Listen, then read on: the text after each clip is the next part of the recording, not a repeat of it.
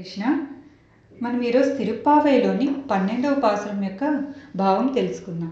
ధనుర్మాస వ్రత దీక్షలో భాగంగా మనం ఈరోజు 12వ రోజుకు చేరుకున్నాం. నిన్నటి పాసురంలో ఒక సుందరమైన గోపికను నిద్రలేపిన గోదాదేవి ఈరోజు అంతకంటే సంపన్నమైన గొప్ప భక్తి కలిగిన కానీ గాఢ నిద్రలో ఉన్న మరొక గోపికను లేపుతుంది. ఈరోజు పాసురం కనైతిం కట్రై ఇరుమై. ఇది కేవలం పశువుల గురించి లేదా పాల గురించి చెప్పేది కాదు. మనం అడగకపోయినా కరుణను కురిపించే గురువుల గొప్పతనాన్ని, ఆచారుల వైభవాన్ని అద్భుతంగా వివరిస్తుంది.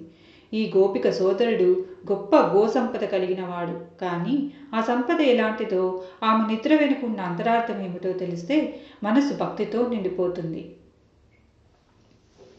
ఈ పాసురం యొక్క భావం ఏమిటంటే, ఓ సంపన్న గోపాలకుని సోదరి, నీ అన్నగారు సామాన్యుడు కాదు. ఆయన దగ్గర ఉన్నవి మామూలు గేదెలు కాదు.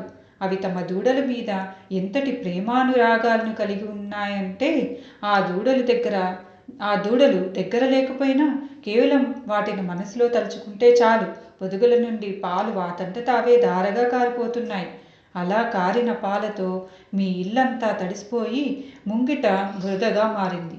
అంతటి గొప్ప పాడి సంపద కలిగిన ఇంటికి ఆడపడుచుదానువు నీవు. కానీ బయట మా పరిస్థితి చూడు.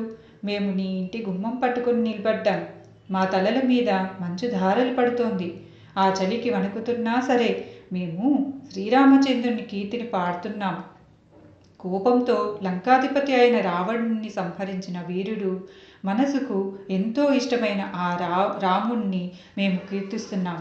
నీవు కనీసం నోరు విప్పవేం, ఇంకా లేవవేం? ఊర్లో వారందరికీ తెలిసిపోయింది మేము నీ కోసం వచ్చామని.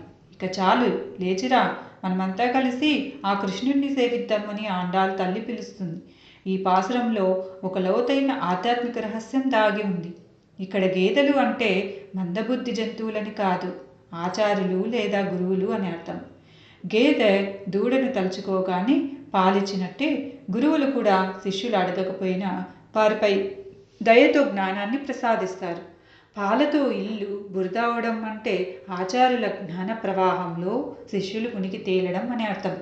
అలాగే గోపికలు రాముడిని కీర్తిస్తున్నారు. ఎందుకంటే రావణుడు అహంకారానికి ప్రతీక. మనలోని అహంకారం నశిస్తేనే రాముడు మనసుకు నచ్చుతాడు. నాకు అంతా ఉంది కదా, నాకేంటి అనే ఆధ్యాత్మిక సోమరితనం ఉండకూడదు. సంపద ఉన్నా, జ్ఞానం ఉన్నా భగవంతుని నామస్మరణ లేకపోతే ఆ జీవితం అసంపూర్ణమే.